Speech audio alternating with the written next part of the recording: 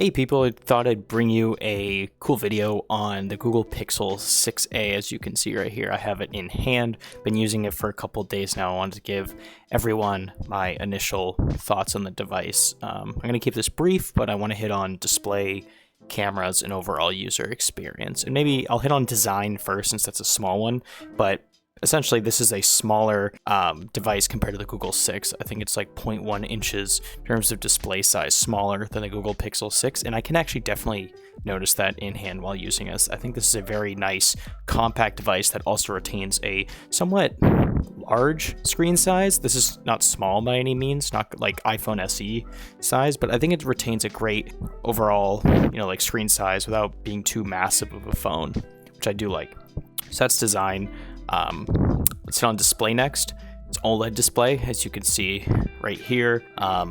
It's sharp, and because it's slightly smaller and the same resolution as the Pixel 6 and Pixel 7, you can definitely notice an increase in sharpness because it's more pixel dense.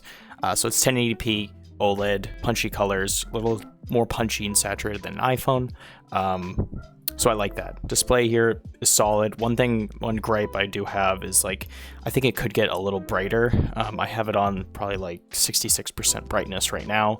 I think that's comfortable, but remember that's going to drain the battery the higher the brightness. Okay, so that's display. Cameras. Cameras are a plus on this thing. I've been comparing it to not only my iPhone, but my Pixel 7 that I currently have. And I don't know what the software is doing with this, but the overall image quality on here is so sharp. And the background blur and the bokeh effect is also really great. Even though it's a small sensor, it's using AI and Google's software to add that bokeh on top, which is incredible. So photography, excellent, and then videography is also solid. I'd say the biggest thing I like about the video on here is the stabilization on it is really good. When you're moving about like this, Google does a really good job at maintaining a solid frame rate and steadiness to your shot, which I do like. Front-facing camera is also decent as well. It gets a pass.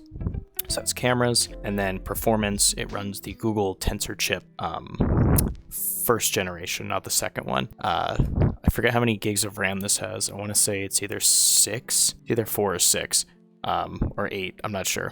I'll look it up after this video. But performance on this, great.